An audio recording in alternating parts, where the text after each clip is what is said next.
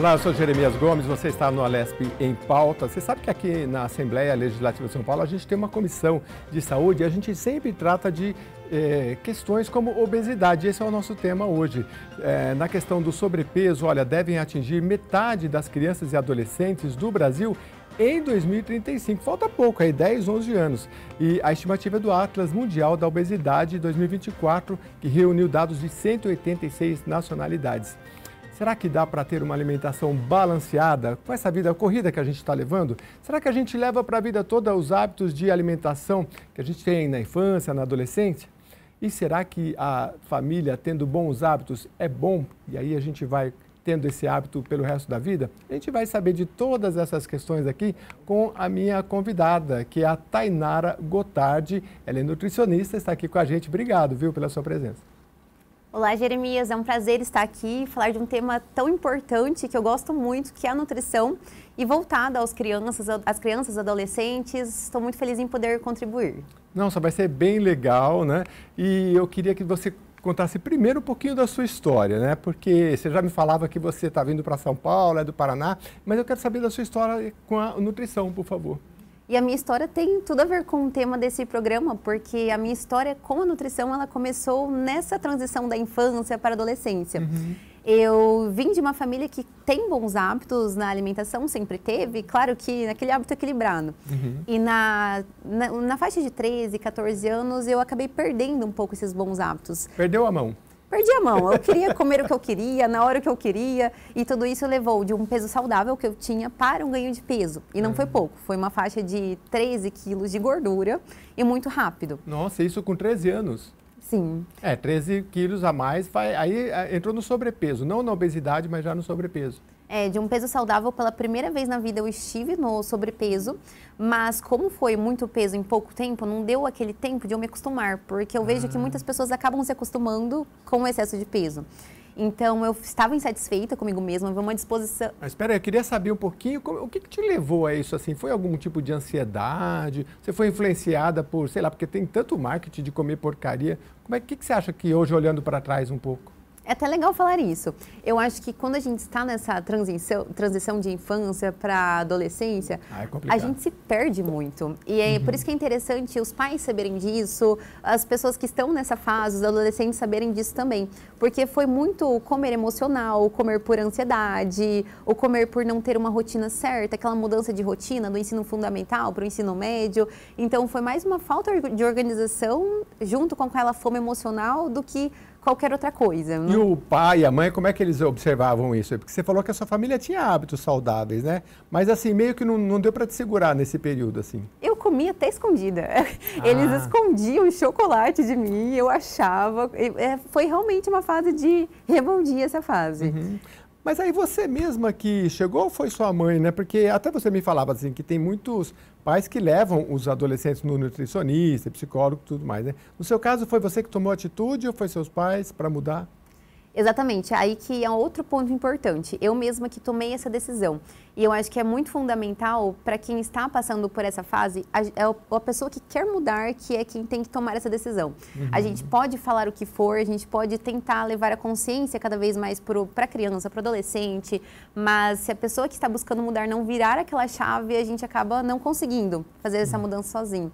Então, eu tive essa virada de chave, busquei ajuda de uma nutricionista, meus pais me apoiaram demais, eles sempre me apoiaram nessa busca pela vida saudável e consegui perder esses 13 quilos de gordura em um período curto também, 6 a 8 meses, que é o período que a gente consegue uma reeducação alimentar mesmo. Então, realmente, eu mudei meus hábitos. E, na verdade, eu tive hábitos daí melhores do que os que eu tinha antes, porque antes eu comia saudável, mas sem uma organização muito fixa. E agora... Mas aí você foi numa nutricionista? Fui, isso. E hoje, eu não sei, né? Mas apesar que não faz tanto tempo, né? A gente pode até falar, você está com 22, é isso? Não, 25. 25, então você começou com 22, não é tudo... E aí eu comecei com 20. Então já tinha, porque você vai na nutricionista, algumas têm até uns lugares que elas meio que preparam as coisas, te mostram, não tem isso, não sei como é que chama, né? Sim. Tinha isso no seu ou foi só uma listinha? Foi um plano alimentar individualizado. Então... Ah, listinha não, plano alimentar. Exatamente. Legal. Esse é um dos diferenciais do meu trabalho também. Eu não trabalho só com uma lista para o paciente, nós montamos juntos na consulta, então todos os alimentos que ele vai ter na rotina, no dia a dia, nós que elaboramos juntos, não algo pronto, sabe? Ah, elabora junto? É diferente. Isso é muito interessante. Sabe por quê? Quando você sai com uma lista na mão, aí o que você faz geralmente, né? Os homens mais relaxados colam na geladeira, né? Exatamente. No segundo dia ele nem lembra mais da lista, né? Ele já abre a geladeira e já vai... Então é uma coisa, acho que é um pouco disso também, né? Da gente planejar. E essa coisa de construir junto é interessante, né? Porque não é, olha isso aqui, né? Porque de repente você fala, beterraba, o cara nunca comeu beterraba na vida, né? Exatamente. Tanto que quando eu comecei a atender, eu não comecei já assim, minha forma de trabalho. Isso, há 5 anos atrás, eu comecei o atendimento, começando isso na consulta com o paciente, mas terminando depois da consulta e depois entregando para ele o plano alimentar. Aí Como é que é? Não entendi. Você ia até comigo no consultório e nós não montávamos juntos todo o plano alimentar que você iria seguir. A gente conversava sobre os objetivos, depois eu elaborava e depois eu te entregava. Aí eu percebi que muitos pacientes não estavam tendo muita adesão, porque às vezes eu montava alguma coisa e depois ele falava, mas isso eu não gosto, isso não dá tempo de fazer, não dá tempo de preparar. Aí que eu resolvi, eu vim aqui para São Paulo fazer um curso para realmente conseguir montar o plano alimentar na hora da consulta. Então, tanto o dia a dia, rotina, horários, calcular o que precisa. Ah, até o horário, tudo? Isso. Então, agora é diferente. Você vem até a consulta e nós, no momento da consulta, já planejamos tudo isso. E você já sai pronto com uma listinha, mas uma listinha personalizada. Ah, mas geralmente quando você vai no nutricionista, é diferente de outros profissionais? Você vai uma vez, depois vai depois de um mês? Porque, por exemplo, psicólogo você vai toda semana, nutricionista como é que é? Depende muito do objetivo. Eu até não coloco um padrão no consultório, porque eu vejo que pacientes que precisam cuidar muito de comportamento alimentar, que às vezes não tem uma relação muito boa com os alimentos, com o próprio corpo, às vezes até questão de transtornos, eu acho legal um tempo menor, por exemplo, 40 dias, 30 dias para avaliar de novo esse paciente. Mas um paciente que busca hipertrofia, que busca construir massa muscular, que é um processo bem demorado, aí eu gosto de avaliar ele a cada 3 meses, mais ou menos. Então, vai muito do objetivo. Ô, Tainara, tem muita pergunta aqui, então vamos fazer um bate-bola rapidinho? Pode ser? Vamos. Que aí a gente tira o máximo de dúvida possível, né? Primeiro aqui, como é que ajuda adolescente a fazer escolhas alimentares saudáveis, né? Principalmente no mundo aí que é saturado de marketing, junk food, toda hora. Se alia isso à questão da falta de tempo, da correria, né? Como é que faz isso? Eu acho que hoje em dia os adolescentes estão muito intertidos em telas, em videogame, em celular. Então isso acaba tirando muito eles um pouco do que seria buscar uma alimentação saudável, de realmente buscar o que seria uma melhor escolha. Eu vejo que muitos adolescentes não têm essa... Às vezes nem se perguntam qual que seria a melhor opção para eles comerem em tal horário. Então acho que em primeiro lugar, ter uma rotina para o adolescente é fundamental. Ter um horário de dormir, um horário de acordar, um horário de fazer as refeições e ter uma rotina também de sentar à mesa para fazer as refeições, porque isso é uma coisa que eu vejo que está se perdendo muito. Antigamente tinha um horário de tomar o café da manhã, o horário de almoço, o horário de lanche da tarde. Hoje em dia, às vezes, volta da escola, a família não está todo mundo trabalhando, acaba nem almoçando, pula o lanche da tarde. Pegar o lanche, ficar na frente do computador, comendo aqui, toma um negócio, né? Exatamente. Então, essa organização de horários é fundamental e levar essa consciência para eles. Acho interessante também essas medidas alternativas em escolas, que muitas escolas vêm fazendo, de ter mais palestras nas escolas com nutricionistas, a questão do cardápio, ser um cardápio mais saudável, para ele já ir observando essa mudança que ele tem no dia a dia, conforme colhe os benefícios dessa alimentação. A organização antecipada, não deixar para na hora, pegar alguma coisa e comer. Então, ter um dia da semana da organização. Eu acho que cada pontinho desses vai ajudando a contribuir também com a melhora. Bem legal. Você falou de escola, foi bom porque tem já virou lei aqui em São Paulo, viu, pessoal? É bom para você acompanhar e até fiscalizar. Olha, a matéria aqui, inclusive, da LESP é o seguinte: São Paulo proíbe a venda de alimentos industrializados com gordura trans nas escolas. Isso aqui foi em 2021. É uma lei que eu vou até ler um pedacinho aqui para você, deixa eu ver se eu consigo aqui. Sancionada pelo Executivo, é a 17.340 de 2021. Proíbe a comercialização de alimentos industrializados que contenham gordura trans nas escolas da rede pública, estadual e privadas. Então, em São Paulo é proibido desde 2021. Se você vê, você pode denunciar, é a Lei 17.340. Então, agora toda comida que tem indicado no rótulo que possui teor maior que 0,2 gramas de gordura trans por porção não pode ser mais vendida dentro dos colégios paulistas. Eu já ouvi falar que tem algum pessoal que faz umas técnicas de tipo se a lei fala que é X gramas, tal, eles dividem em coisas menores e aí não atinge aquele limite para burlar. Então, é bom fiscalizar e olhar e estar atento.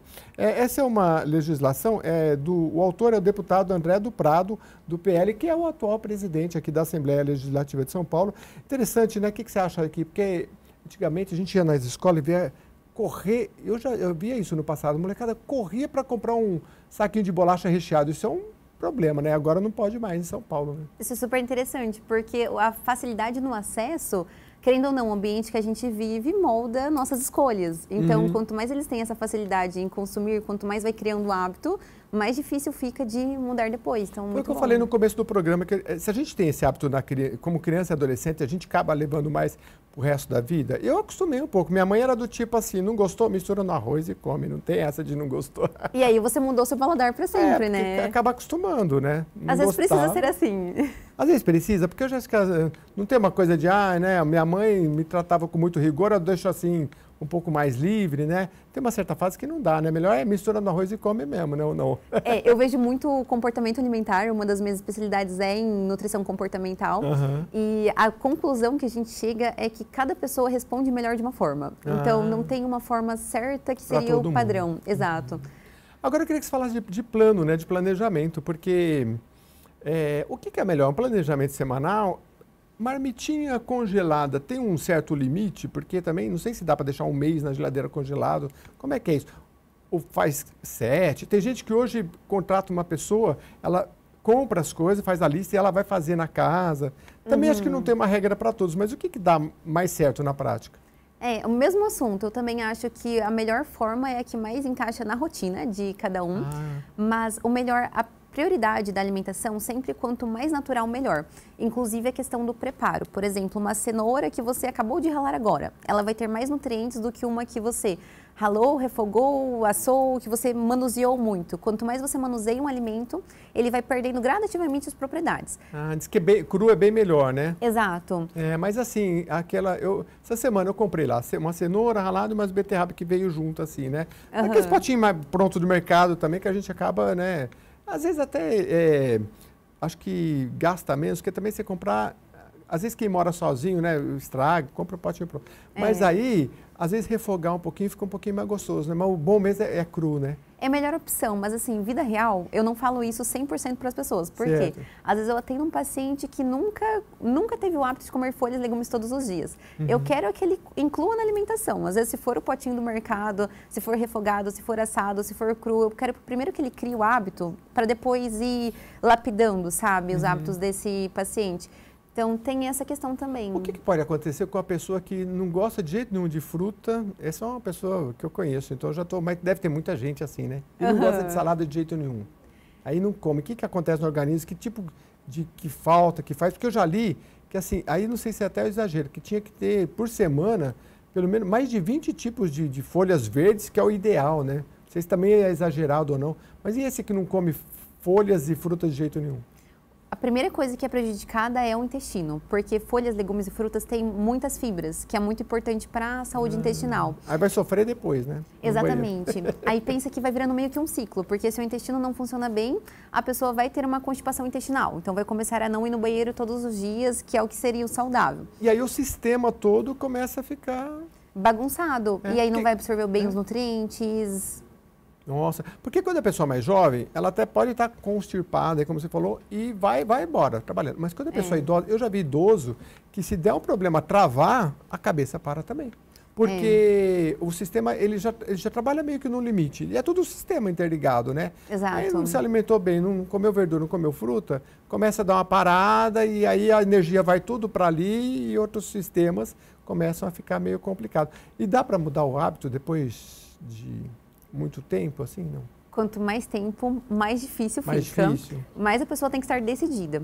Porque, querendo ou não, no útero da nossa mãe a gente já estava formando o nosso paladar. Então, o que a mulher mesmo? Já está influenciando. Devido ao que a mãe come? O que a mãe consome durante a gestação já influencia no paladar do bebê. Nossa. Por isso que é tão importante a nutrição materno-infantil, que cuida da alimentação da mãe que está gestante. E aí, os primeiros anos das nossas vidas é o que mais vai adaptando o nosso paladar. Quanto mais você consome doces na rotina desde pequenininho, você vai se acostumando com cada vez mais aquela presença do doce na rotina. Que é o que a gente chama de paladar infantil, isso, a questão dos hábitos. Na nutrição tem esse termo, que é o adulto que quando era criança tomava leite com achocolatado todos os dias à noite. E quando adulto ele continua com esse hábito. Então a gente leva isso para a vida. Mas essa coisa de hábito, né? Eu acho que a resposta já está aí. Mas, por exemplo, se a gente pegar os pais e avós, eu não sei, pelo menos na minha família era assim. Era muito de comer, era até pelo horário. Levantou, tomou café. É meio-dia, vamos almoçar. Tanto que meu pai, assim, mais no final da vida, ele não queria comer muito, então eu falava, pai, mas já é meio-dia. Ele falou, então vamos almoçar. Mas sempre parece que eles vão perdendo a fome, né? Ele também não quer beber água, enfim. Mas Exato. ele tinha esse hábito. E não tinha essa de 2 da tarde petiscar alguma coisa, 4 da tarde. Não tinha. Era almoço, geralmente era café da manhã, almoço e jantar. Nem café da tarde, às vezes ele tomava. Então, assim, e era muito marcado, né? Hoje não, né? A gente come o dia inteiro, né? É mais um hábito, né? E facilidade. E uma coisa que eu vejo também é que antes não tinha tanto essa questão da pressão de horários, eu tenho que estar no trabalho tal horário, celular mandando notificação toda hora, e-mail. Então, eu acho que tudo isso gera muita questão da ansiedade, que às vezes é uma ansiedade patológica mesmo, e às vezes é aquela ansiedade de você toda hora tá vendo disparo na sua mente.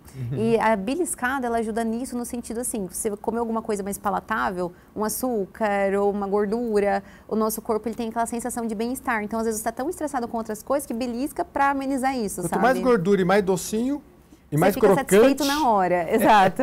Mas só na hora, não pra vida, né? Pois é, isso que é a coisa que a gente é enganado, é só na hora, viu, gente? É 10 segundos, 20, 30, às vezes 5 minutos que você está comendo, depois, às vezes até o arrependimento. Exatamente. É 5 minutos de delícias saúde depois. Sempre. Exatamente, é uma coisa de médio e longo prazo. Mas são coisas difíceis, né? Porque você não vê o resultado na hora, academia você não vê o resultado na hora, às vezes demora 2, 3 meses.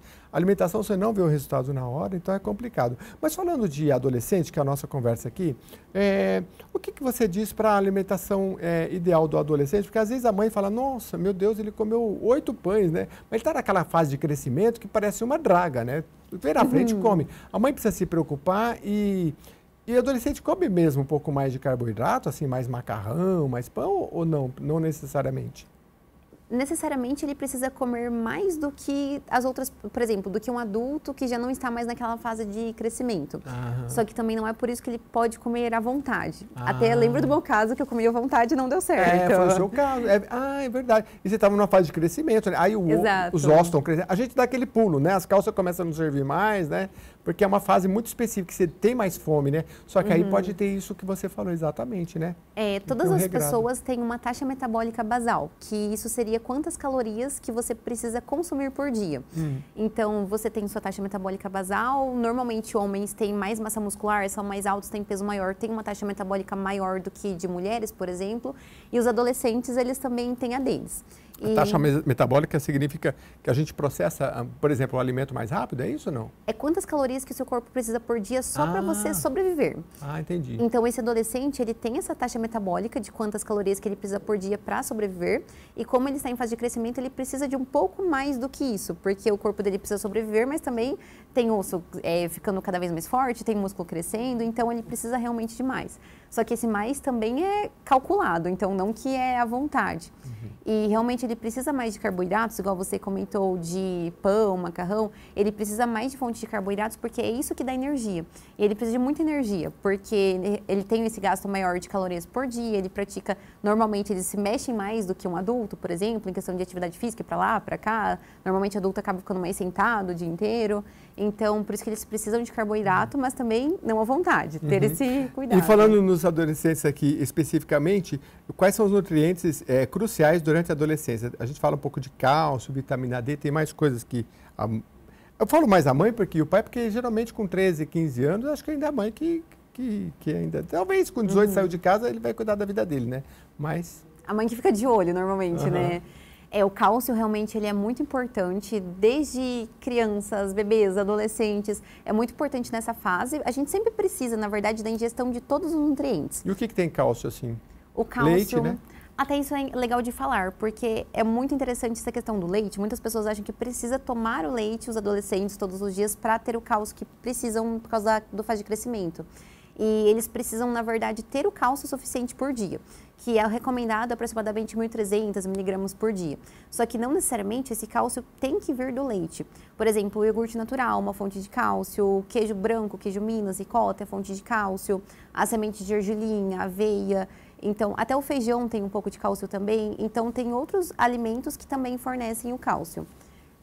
Muito bem. Olha, daqui a pouquinho a gente vai receber também a Geisa Ferreira, que é especialista em controle de qualidade em alimentos. Ela vai explicar para a gente o que é esse controle de qualidade, né? Eu não sei, eu acho que também tem a ver desde do transporte, o armazenamento. Você vai entender porque, olha, se já estava complicado, vai complicar mais, mas é bom porque dá um pouco de trabalho, né, Tainara? Porque o que você vê na prática que dá certo? Do pouco que eu observo, assim, uma das coisas que eu vi, se tratando de dieta, é de anotar, porque dá um pouco de trabalho mesmo, né? Mas anotar também é meio, né? Você tem que meio que conferir, hoje comi não sei quantas calorias, a nutricionista me passou aqui uma maçã, não deu, coloquei uma pera, ela falou que um ovo podia, mas não tinha ovo, troquei. É meio complicado fazer essa gestão, né? Como é que é isso na prática? Na prática, cada profissional tem uma forma de trabalho. Eu gosto muito de facilitar a vida do paciente. Então, que bom, já ajuda, ganhou minha simpatia. Como é que facilita a vida? E como que eu facilito a vida do paciente? Eu tenho um aplicativo que é prático, porque hoje em dia todo mundo fica com celular. Que legal. Então facilita muito. E nesse aplicativo tem o plano alimentar já descrito. Então, ele não precisa fazer um planejamento semanal, eu vou pensar pelo paciente. Então, já aparece café da manhã, tal opção a principal ou outros substitutos. Mas ele vai ver uma coisa que é para todo mundo ou é personalizado? Personalizado. O que nós montamos na consulta já fica disponível no celular. Aí ele abre lá, tem o que ele pode comer no café da manhã e já tem opções, tipo, se não tiver pão integral, tal coisa. Aí já tem embaixo 3 opções com equivalentes. Então, não quer 25 gramas de pão, mas isso vale o mesmo que 20 gramas de aveia. Então, você pode trocar por 20 gramas de aveia. Então, já fica pensado para facilitar. Aí, também gosto de trabalhar com lista de compras. Por exemplo, nesse aplicativo também já sai uma lista de compras com tudo que ele precisa ter em casa para ter na rotina. E lá tem pessoas realmente que gostam de anotar, de tirar fotos. Então, nesse aplicativo, por exemplo, tem o Diário Alimentar, onde você consegue registrar as fotos dos pratos no dia. Mas não leva muito tempo? Assim, vou perder muito tempo. Dá um pouco de trabalho mesmo, né? Não tem como. É aquilo de que tem pessoas que super se adaptam. Sabe quando você... Aquilo de que hoje em dia, às vezes, a gente come muito rápido, come sem perceber. Então, às vezes, a pessoa prepara um prato, presta atenção. Só de você preparar um prato bonitinho já aquieta um pouco a fome, sabe? De você se concentrar mais. Aliás, a gente vai falar sobre isso do adolescente participar um pouco também, né? Porque vem tudo muito simples, vem cá para a cozinha, vamos cozinhar um pouco, participar, né? Entender como funciona. Aliás, isso é uma coisa que hoje a gente pede tudo. Olha, eu vi uma entrevista, um camarada falando assim, olha, no futuro todo mundo vai pedir, eu acho exagero, pelos aplicativos, as comidas, né? Só que se isso acontecer, vai ser ruim porque a gente perde. Quantas vezes a gente não viu a mãe da gente falando assim, ou a gente mesmo, depois de cozinhar, quando acabou tudo, já quase não tem fome, porque piscou uma coisa aqui, né? Exato. Esse processo, a gente perdeu muito isso, né? Talvez envolver o adolescente também é muito bom. Bom, depois do intervalo, a gente vai tratar de várias dúvidas também e vamos aqui também conversar com a nossa outra convidada, que é a Geisa Ferreira. Ela vai trazer vai contribuir com a gente com o controle de qualidade em alimentos também, que ela trabalha nessa área, tá bom? Eu volto já já.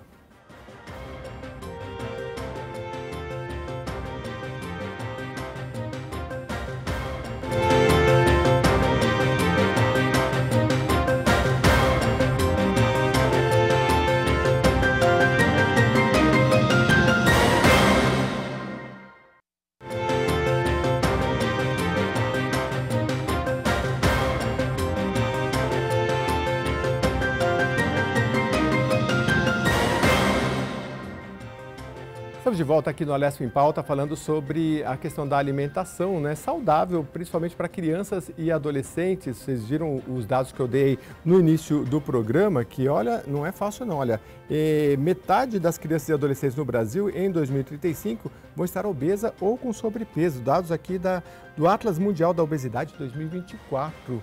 Como eu prometi para vocês aqui, a gente trouxe uma especialista, deixa eu colocar aqui, especialista em controle de qualidade em alimentos, que é a Geisa Ferreira, está aqui com a gente. Obrigado, viu, Geisa, por ter vindo. Eu que agradeço o convite, é um prazer enorme estar aqui com vocês. Obrigado, Geisa. Olha, eu queria então que você, agora participando aqui junto com a Tainara, que é a nossa nutricionista, focar um pouquinho aqui no seu trabalho. O que é um especialista em controle de alimentos? Fala um pouquinho dessa sua especialidade e fala um pouquinho de você também, a sua formação, por favor. Sim, claro. Bom, controle de qualidade dos alimentos. O nome, né, de um pouquinho a gente já pode fazer uma ideia. Ou seja, trabalhar para que o alimento chegue até a mesa, né, do cliente, do consumidor final, desde o início. Então, desde do processamento inicial até, vamos dizer assim, o prato ou a embalagem final. Ou seja, garantir que esse alimento vai estar com qualidade sanitária, mas também nutricional. Mas você vê isso desde se usa agrotóxico ou não, como é que ele está indo, o tomatinho está indo no caminhão, se está batendo muito, você vê tudo isso? Sim, exatamente. Existem legislações e a gente tem que trabalhar dentro dessas legislações. Então, a gente tem regras específicas, né, para determinados alimentos, alimentos in natura, alimentos industrializados. Então, toda a fabricação ou colheita tem que seguir uma legislação. Mas ela tem algumas permissões. Então, essa empresa ou esse fornecedor, ele tem que trabalhar seguindo, né, esses limites de agrotóxicos, enfim, de aditivos alimentares em cada tipo de produto. Minha mulher fala assim, você vai tomar essa água que está no carro 3 dias, você bateu o sol. Eu falei, não tem problema, não. Acho que ela já ouviu você falando alguma coisa sobre isso, porque conforme você carrega, tem tudo, tem influencia. Como é que é o Brasil em relação a outros países? A gente tem um procedimento bom. Eu brinco aí na questão do tomatinho, mas, por exemplo, aqui no estado de São Paulo tem uma coisa que é bem até difícil de entender, porque assim, sai do interior, vem aqui para o Ceasa e às vezes volta de onde veio. Então é muito transporte e tudo mais, né? Como é que é o Brasil nesse sentido de armazenamento, desde o agrotóxico, enfim? O Brasil é um país que exporta muito, né, muitos alimentos, né, diversificados alimentos. Sim. Então, nós temos, sim, uma excelência, né, em qualidade alimentar, tá, de toda a cadeia alimentar. Então, nós temos, somos, né, vamos dizer assim, um grande exemplo de país que produz com muita qualidade. Então, e onde é que a gente vai falar de adolescente, mas onde é que a gente erra? Porque eu estou lendo aqui, ó, processo de higienização correta, preparação de refeições com ingredientes frescos, minimamente processados. Onde é que a gente erra mais aí no dia a dia? A gente erra nos minimamente processados, né? Porque hoje em dia está bem mais, a gente tem uma oferta, né, muito maior de alimentos, só que principalmente de alimentos industrializados. Tá? Então, assim, a gente procura orientar, né, nós como nutricionistas, minimizar o consumo desses alimentos, né, que fazem muito mal para a nossa saúde. Então, quanto menos processado ele for, melhor vai ser para a nossa saúde, tá? Que legal. Ô, Tainara, a gente falou bastante coisa aqui no primeiro bloco, mas eu queria que você continuasse aqui com a gente, que ainda tem muita questão aqui, olha. A gente falou da falta de tempo, da questão do planejamento, né? Mas como é que a gente incentiva refeições em família para servir de exemplo, comendo saudável e discutir abertamente sobre a importância da nutrição? Essa coisa de discutir abertamente aí, não sei se os pais, as mães falam. É que geralmente o pai, eu te contei no primeiro bloco, minha mãe era assim, viu? Mistura no arroz e come se não está gostando, né? E eu aprendi, né? Mas o diálogo pode ser mais suave, né? Também, cada criança ou cada adolescente vai funcionar de um jeitinho, os pais estando lá com eles, eles vão saber qual é a forma melhor que cada um se comporta, mas é super legal, às vezes tem pessoas, tem famílias que tem um dia da semana que fazem sempre alguma receita e aí já consegue conectar o adolescente no preparo, no manuseio, em ver como realmente funciona. Também tem famílias que têm uma hortinha pequenininha em casa, não algo grande, mas o tomatinho cereja, umas folhas de hortelã, tem algo em casa, que eles já conseguem vivenciar mais essa questão do preparo, da colheita. Então, outras almoçam juntas todos os dias, então já conseguem se conectar mais com o alimento, também com a refeição, e parar mais para almoçar, não fazer aquela refeição correndo. Então, são formas de incluir eles no mercado juntos também, é interessante. Vou fazer uma pergunta para as duas, que é o seguinte, né? O que influencia mais a gente pelo lado positivo ou negativo? Vou dar um exemplo, a gente falava, por exemplo, de que o comer desregradamente é como se fosse um vício como cigarro, como bebida, como outro. Eu, pelo menos, penso que é assim. E quando você pega outros vícios, você pode falar de todos os problemas que, por exemplo, o cigarro traz, que às vezes não influencia a pessoa. A não ser que ela esteja numa situação já que para morrer, que aí ela larga, né? Mas o prazer é que parece que puxa mais. E nesse sentido, a gente consegue fazer coisas prazerosas e saudáveis ao mesmo tempo, porque aquela bolachinha, aquela coisa crocante, gordurosa e doce é delicioso, né? Só que, e aí, como é que a gente faz para cozinhar coisas gostosas e fazer os adolescentes e as crianças se apaixonarem por essas coisas? Dá para fazer, Tainara? Começar pela Tainara. Sim, uma coisa que eu acho que é importante sempre falar é que o adolescente ele não vai precisar deixar de ingerir o que ele gosta muito. Que às vezes o adolescente chega no nutricionista e já pensa assim, não vou poder comer nada. Vai cortar tudo, a Nutri vai cortar tudo. Exato. E assim, não necessariamente. Claro que a gente sempre tenta evitar o máximo possível dos alimentos, dos processados que não são saudáveis. Mas ele sabendo, só da gente saber que não tem problema, uma vez por semana, você com seus amigos comer alguma coisa diferente, ou no final de semana pedir um lanche, alguma coisa, eu acho que já dá um alívio em você saber que aquilo não vai sumir da sua vida. Só não quero que vire uma rotina, que vire um hábito. E também tentar entender qual que é o gatilho que faz com que a pessoa goste tanto daquele alimento. Porque às vezes você gosta tanto daquela bolacha porque você comia muito na infância. Aí tem aquela questão da memória afetiva. Ou às vezes você gosta tanto dessa bolacha porque você está com fome, não faz as refeições completas direito, não faz almoço direito, não faz jantar direito. E aí tem tanta vontade de comer que aquela bolacha está fácil e você vai para o mais prático. Então não é nem que gosta da bolacha, e às vezes é fome, a falta de nutriente, falta de água. Então entender qual que é o gatilho também é interessante. É isso aí, Geisa? Sim, com certeza. E o exemplo, né? Os pais, eles têm que dar o exemplo. Então não adianta nada você falar, nossa, olha, e agora você não vai mais tomar refrigerante. E aí o adolescente ou a criança abre a geladeira e está lá o refrigerante. Tá cheio, né? Então, assim, tem que ser uma coisa para a família toda, né? Exatamente, como você mesmo estava falando, envolver a família nesse processo. Senão não adianta um só na casa que tenha que seguir regras e o restante não vai dar certo. Então tem que envolver a família. Então toda. você já dividiu metade das famílias brasileiras, aí tá difícil a coisa, porque daí Desculpa. É difícil. Não, porque assim, você casou, aí tem lá, o marido já vem com o costume da família dele, Sim, né? com certeza. E a mulher vem com outro costume, e aí? Com certeza, outros hábitos, né? É complicado, né? E aí que tá, né? A gente tem que geralmente conectar. vence o que, não sei qual que... Vence o mais forte. Vence o mais forte. A gente tem que sempre pensar no nosso objetivo, que é a saúde. É lógico, comer com prazer, né? Com certeza. O diretor tá me falando aqui que a mulher sempre vence, não tem como. Né? Ai, que bom, que também, bom. Bom, então, mas aí então uma responsabilidade para a mulher também, Com certeza. né? Acho que o peso acaba sendo maior. Porque para a saúde do seu marido, dos seus filhos, Sim, né? Você é a responsável, né? Infelizmente, a gente ainda tem, né, esse meio que certo machismo em relação a isso, mas hoje os homens hoje os homens cozinham mais, Com certeza. Mas a mulher ainda que é meio que... Esses dias eu brincava aqui com uma policial e eu falei assim, a gente não manda nem em casa. Ela falou, não, em casa eu mando. Eu falei, porque as mulheres mandam em casa, né? Então, tem sim um pouco dessa objetividade, né? Mas, enfim, pode fazer junto as compras e tal, mas é legal, né? Mas aí tem os hábitos que cada um traz de si. Mas eu queria falar um pouquinho mais sobre controle dessas práticas, né? Porque, por exemplo, eu não sei se isso entra no aspecto do que você estuda, mas, por exemplo, aumento de preço dos alimentos, a gente falava aqui que no Brasil ainda, relativamente, né, para cada família, ainda dá para comer frutas, por exemplo, a um preço que, se você for comparar com alguns países, são bem mais caros, né? Então, mas às vezes o preço também pode impactar. Dá para fazer uma família que tem mais dificuldades orçamentárias e ter uma... Como é que fica essa relação com a comida? Com certeza. A gente tem que trabalhar com os alimentos da época, tá? Eles são muito mais nutritivos e o preço mais acessível, porque a oferta desses alimentos acaba sendo maior, tá? Então, a gente chama de alimentos de safra, né? Então, a família procurar, né, se abastecer desses alimentos para que tenha uma variedade nutricional em casa e de uma forma muito mais acessível, né? Vamos dizer assim, mais barato. Por isso que a mulher tem que estar junto, viu, Tainara? Porque quando eu vou comprar, eu não quero saber que época que está falando, não, eu quero isso aqui, né? E aí vai ver o preço, está lá em cima, a mulher já tira do carrinho e fala, não, isso aqui não está na época, né? Exato. Mas é uma questão para todo mundo, né? Estou brincando, mas é uma questão para todo mundo. Se educar, né? Olhar rótulo e olhar se é da época também é interessante. Porque se o preço está muito acima, é porque provavelmente pode ter... Ou não está na época, ou teve uma geada, alguma coisa aconteceu, né? Exatamente. Mas aí dá para substituir, assim, uma coisa pela outra. O que você acha que é um cardápio, assim, pelo menos regular, porque o brasileiro tem esse costume, arroz, feijão, nem todo mundo, né? Tem muita gente que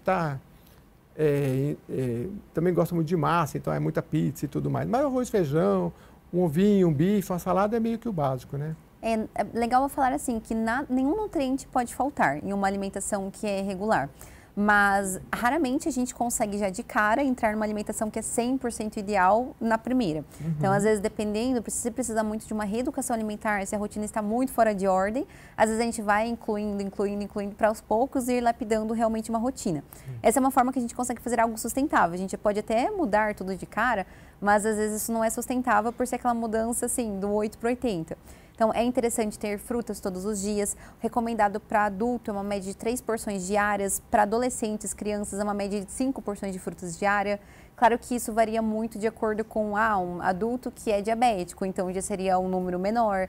Depende de alguns fatores individuais, mas esse seria o geral, assim, da população. Folhas, legumes também, pelo menos metade do prato colorido ser composto de folhas, verduras, legumes. A proteína também é bem importante, até pensando em saciedade, em massa muscular, que a proteína é o que mais demora para fazer a digestão no nosso corpo e por isso que dá saciedade, porque aquele alimento ele fica digerindo por mais tempo. E a proteína seria carne, frango, bife, ovos. Então, ter pelo menos em 3 refeições do dia, por exemplo, ovos no café da manhã, almoço e jantar, uma carne magra. O carboidrato também é super importante, que entraria o arroz, as raízes, mandioca, batata doce, aveia, pão integral. Então, ter pelo menos todos os grupos na rotina espalhados, de acordo com sua rotina. Gorduras boas também são importantes, que seriam as castanhas, semente de chia, linhaça, semente de abóbora. Eu estou fazendo um cardápio aqui na minha cabeça, que já está bastante já colorida. Já está listando, né? Ô, Geisa, me fala uma coisa, e essa questão, é verdade que produtos super processados, bolacha recheada, como é que fala? Essas batatinhas também é super processado, né? Sim. Se você tiver mais exemplos, porque às vezes a gente fala super processado, a pessoa não conecta o que quer. E é verdade que eles não saciam muito? Exatamente.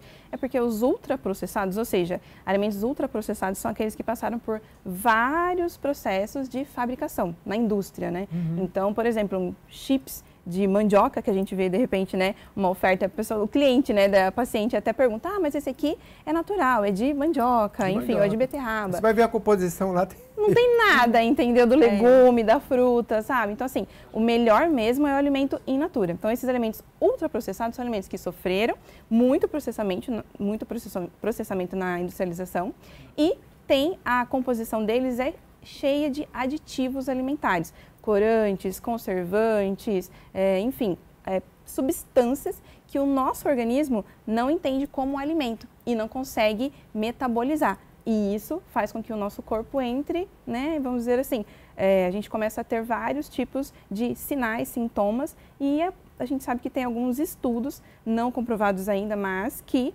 podem causar certos tipos de doenças, assim como câncer, por exemplo. Então, o alimento em excesso por um longo período desses alimentos ultraprocessados é muito arriscado para a nossa saúde. Então, a gente realmente tem que evitar esses alimentos. O biscoitinho, né, recheado, a batatinha, né, o pacotinho de salgadinho, refrigerantes. Refrigerante da celulite? Eu já vi muita mulher falando, não, refrigerante não, por causa da celulite, né? Às vezes associa, né? Sim, não é que o refrigerante cause celulite apenas. A gente não pode, assim, deixar como vilão apenas um alimento. Tá. Não, eu brinco assim porque, assim, às vezes a pessoa liga na questão da estética e isso é um incentivo para ela, né? É um incentivo meio longínquo. Eu acho que o melhor incentivo talvez seria aquela comida diferenciada e, não como beterraba, sei lá. Mas olha, eu já tinha um amigo que ele fazia uma beterraba tão bem temperada que o pessoal tomava com cerveja. Eu também não sou nutricionista, gente, a cerveja também não deve ser o melhor indicativo. Veio uma nutricionista aqui, ela falou, olha, cada latinha de cerveja equivale a um pãozinho. Eu falei, pô, você já estragou meu fim de semana, assim, né? Mas é bom, a informação a gente tem que saber, né? Com certeza. Cada latinha é um pãozinho. E você tomou 6, comeu 6 pãezinhos, né? E aí, para onde vai isso, né? A gente chama a atenção, né, para todo mundo, da palavrinha-chave, que é equilíbrio. Né? Então, assim, não precisa, né, como a Tainara falou anteriormente, a gente não está aqui como a nossa nutricionista amar, né, como vilã. A gente não quer cortar nada, não quer que a pessoa tenha que cortar nada da sua alimentação, apenas fazer uma reorganização para que ela tenha mais qualidade de vida, tá? Então, para a gente promova a saúde dela. Então, a gente pode pensar nunca como um alimento como vilão, né? Então, assim, não vamos culpar a cerveja ou refrigerante, mas sim toda a rotina alimentar, todo o comportamento que essa pessoa tem. Tá? Então, de repente, a pessoa se alimenta muito bem, mas não dorme direito, não pratica atividade física, enfim, não tem uma rotina mesmo, uma vida saudável, né? Nós somos um corpo como um todo, né? Corpo, mente, coração. Então, a gente não é só estômago, intestino. Então, a gente não tem que pensar só nos alimentos, mas como nós nos alimentamos, qual o horário, em quais situações, né? Como a Tainara falou também, a questão das guloseimas, que a gente é mais prático, né? Da gente estar na correria do dia a dia, de repente pega alguma coisinha que é mais rápido, que está ali, bem acessível, né? Mas a gente tem que justamente. Eu falava no primeiro bloco sobre horário, né? E antigamente, sei lá, nossos pais, outras gerações tinham o costume de comer muito no horário, assim, levantar, mas também tudo era mais assim, uma época mais industrializada, então as pessoas levantavam, geralmente, sei lá, 80% das pessoas entravam às 7 horas na indústria, então era mais marcado, hoje não é tão marcado, né? Sim. Mas, e isso muda de pessoa para pessoa, e eu digo assim,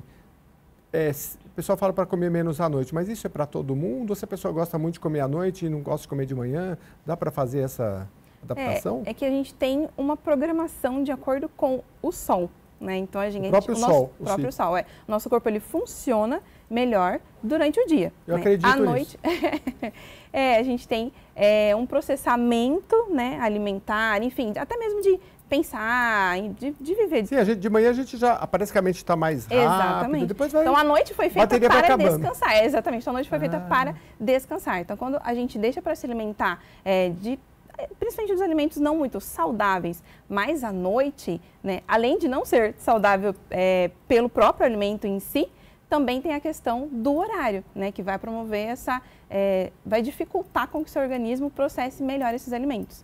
E aí é hábito e prática também, né? Você está acostumado com aquele pratão de noite, é questão de aos poucos ir se adaptando até que o seu corpo se adapte e você tenha esse novo hábito. Bom, o tempo, quando a conversa é boa, passa rápido. Eu queria passar para as nossas duas convidadas aqui rapidamente. Nosso tema é sobre a alimentação saudável para criança e adolescente. A gente deu os dados aí e que é bom a gente pensar nisso, porque até 2035 os dados aqui são que pelo menos 50%, olha, 5 em cada 10, né, vão estar acima do peso ou obeso mesmo. E aí é problema de doença mesmo. E isso para a criança é bem assustador, né? Porque, sei lá, 10, 20 anos, a gente ia na piscina assim, não via tanta criança assim com sobrepeso. Hoje a gente já vê criancinha assim, já com aquela barriguinha que a gente vê com a pessoa mais velha, né? Muito pode ser desses processados, essas mudanças de hábito. A gente tem que parar e pensar um pouquinho, né? Bom, eu queria que vocês resumisse um pouquinho da nossa fala aqui e aquela fala principal. Eu queria falar ainda sobre suplementos, sobre várias coisas, não vai dar tempo, mas o que é o recado principal que você dá para os adolescentes, para as crianças e para os pais em relação à alimentação, começando pela Tainara? Acho que tudo começa pelos pais, porque, como a Geisa falou, os pais, eles são os maiores exemplos dos filhos. Então, não adianta disponibilizar o melhor alimento para a criança ou para o adolescente se na frente dessa criança tem um pai que não está fazendo isso. Então, aquilo não vai mexer com o inconsciente daquela criança. Então, acho muito interessante os pais serem os exemplos, mudarem a alimentação da casa, da rotina da casa. Então, ter um planejamento não só para uma pessoa, mas ter o dia de mercado da casa, ter as folhas e legumes já lavados na geladeira para casa, para a família. Quanto mais horários juntos eles estiverem também, melhor. Tentar levar isso um pouco para a escola daquela criança e adolescente, porque ele passa muitas horas do dia lá, às vezes de 3 períodos do dia, manhã, tarde e noite, às vezes manhã e tarde, ele acaba ficando na escola. Então, tentar prestar atenção nisso, quais alimentos que ele poderia ou levar para o intervalo, ou até conversar. Eu acho que é legal associar pais, escola, ter essa comunicação prática em questão de cardápio, em questão de opções que tem de lanche para eles consumirem, comprarem na escola também. Então, isso também é interessante. Trazer o máximo possível a consciência para aquele adolescente, de ele entender do porquê de cada alimento. Então, ele entender, igual a gente conversou do cálcio, 99% do cálcio está nos ossos, nos dentes, que é importante para a fase de crescimento. Então, tentar associar para esse adolescente a importância de cada nutriente, quais são as fontes principais desses nutrientes. Eu acho que principalmente ver qual que é a maior motivação daquele adolescente. Eu tento fazer muito isso na prática clínica. Eu atendo um adolescente que ama jogar futebol, então eu tento associar a alimentação com o melhor desempenho dele no futebol. Ele vai conseguir fazer mais macarrão, gol. Não é? Quem joga futebol tem que comer um monte de macarrão. Porque ele Exatamente. Né? Eu fico vendo, eu conheço um que dá-lhe macarrão. Eu falei, mas pode, porque ele gasta muito, né? Exatamente. Então é muito adaptado ao que você falou o tempo todo, né? Para cada um. A individualidade. Uma individualidade. Ô, Geisa, antes de você finalizar, uma questão que ficou na minha cabeça aqui. Hoje a gente congela muitas coisas, né? Tem um tempo máximo para, sei lá, dá para ficar um mês com a marmitinha congelada lá? Não? Depende de cada alimento, porque cada alimento tem um tipo de tempo que você pode deixar congelado. Porém, quanto menor o tempo que você deixar esse alimento armazenado, melhor, porque ele vai, ao longo dos dias, perdendo os nutrientes. Ah, é? O congelado demais? Sim. Eu não sabia, não. Não que tenha, uma perda, né, excessiva, mas conforme vai passando o tempo, a gente tem essa perda, tanto nutricional, quanto de frescor e de sabor também. Uhum. Você é da área de controle de qualidade de alimentos, mas eu acho que é muito importante, muito interessante, mas no dia a dia, para a dona de casa e para os donos de casa também, né, para falar de todos, às vezes não tem controle sobre o agrotóxico, como é que ele foi transformado, como ele ficou no mercado.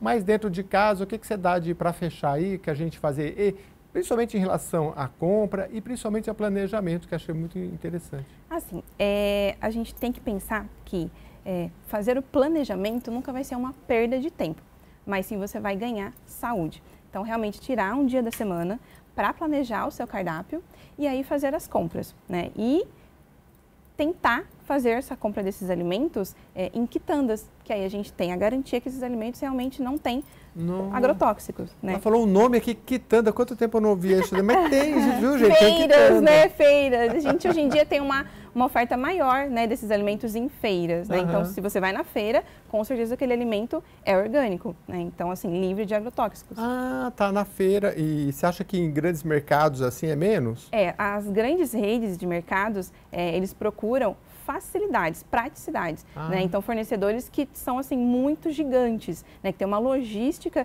de fabricação e de entrega grande. Rápida e tudo mais. Exatamente. E então, na feira, então, às vezes você acha que a qualidade até é um pouco melhor. Porque as feiras são, né, geralmente são pequenos produtores, né? Agricultura familiar. Então, a gente tem uma garantia que esses alimentos não sofreram processo isso é uma dica valiosíssima, porque até economicamente o pessoal incentiva, compre coisas perto da sua casa, tal, mas é muito interessante, né? Vou mudar um pouco esse hábito também, porque eu sempre passo no caminho, já passo numa grande rede e levo as coisas para casa. E você nunca vê a diferença dos pezinhos de alface do mercado e da feira? Do mercado é aquele pezinho murchinho, pequenininho, da feira aquele pezão. Olha só, mas que dica interessante, né? E aí vai na feira, como um pastel, mas de vez em quando tem muito óleo. Então, eu tô na frente das nutricionistas aqui, eu fico com medo de falar umas coisas, né? Mas olha, é hábito, é muita prática. Agora, só para finalizar rapidinho, queria que cada uma de vocês desse um rápido depoimento do que dá certo. Pessoas que passaram no consultório de vocês, na clínica, e que realmente conseguiram. E por que outros não conseguem? Começando aqui pela Geisa. A gente tem que sempre pensar um pouquinho mais fora da caixa. Então, você não vai conseguir ter uma mudança na sua saúde, ou mesmo o físico, né, o corporal, nossa, eu quero melhorar, quero ficar mais sarada, enfim, se você não começar a mudar os seus comportamentos. Então, não adianta você ter as mesmas atitudes, continuar com a mesma rotina e esperar ter um resultado diferente, né? Então, eu quero ter mais saúde, só que você não muda o seu horário, a sua rotina para você praticar uma atividade física, para você dormir um pouquinho mais cedo, enfim, para ter uma vida mais saudável e obter resultados lá na frente, né? Então, acho que o mais importante pensa o que você pode fazer, pequeníssimas atitudes já fazem toda a diferença, como dormir meia horinha mais cedo já faz toda a diferença. Muito legal. Ô, Tainara, você tinha dito uma frase que eu tinha gostado, escolha o difícil, uma coisa assim? Exato. No primeiro bloco a gente conversou muito sobre, mas talvez mudar tal hábito seria muito difícil. E eu digo muito que a escolha é o difícil. Porque se planejar, parar toda semana, se organizar para a semana é difícil. Mas você estar acima do peso também é difícil. Você todos os dias deixar de comer, de pedir um lanche para você temperar uma salada. Na hora vai ser difícil, vai ficar aquela tentação. Mas só que você ver seus exames e ver lá colesterol, diabetes, glicose alta, dor de cabeça todos os dias, também é difícil. Então, escolha o seu difícil. Que legal. E olha, para completar, eu li um livro, é bem famoso, chama-se Hábitos Atômicos, e ele fala, ó, coloca as coisas boas perto de você, então assim, já deixa a saladinha pronta, já deixa as coisinhas prontas, e tem aquilo que o pessoal fala, né, se não é para comer, então nem compre, né? Exatamente. Tá lá, você vai uma hora, vai assaltar a geladeira de noite, né? Então, ter esses hábitos, e uma coisa que ele fala interessante também, de ter uma identidade, né? Que, por exemplo, quando você perguntar para uma pessoa, você vai comer tal coisa, ela tem aquela identidade, não, eu estou tentando largar, não é assim, não, eu já não uso mais, eu já sou, já estou numa dieta, já sou diferente, né? Ele dá o exemplo do cigarro, né? A pessoa oferece cigarro, uma fala, não, estou tentando largar, e é diferente da outra que fala, não, eu não fumo mais. Então, assumir essa identidade de que não, já não tenho mais esses hábitos, já não sou uma pessoa assim, é interessante porque você passa a agir diferente. É uma questão mais de psicologia, né? Mas aí é para outro tema aí com os nossos psicólogos. Mas olha, foi muito legal, muitas orientações bem valiosas. Obrigado, viu, Tainara? Venha mais Obrigada vezes. pelo convite. Foi ótimo. E também a Geisa também, que a Geisa é especialista em controle de qualidade em alimentos. Vai voltar aqui para falar mais de agricultura familiar, porque é muito legal isso, viu? Obrigado pela sua presença. Eu que agradeço. Muito obrigada o convite e foi um prazer conversar com você. Foi ótimo. E olha, você que mandou essa sugestão de pauta aí, mande sempre e reveja esse programa lá nas nossas redes sociais, no YouTube, vai estar lá também, tá bom?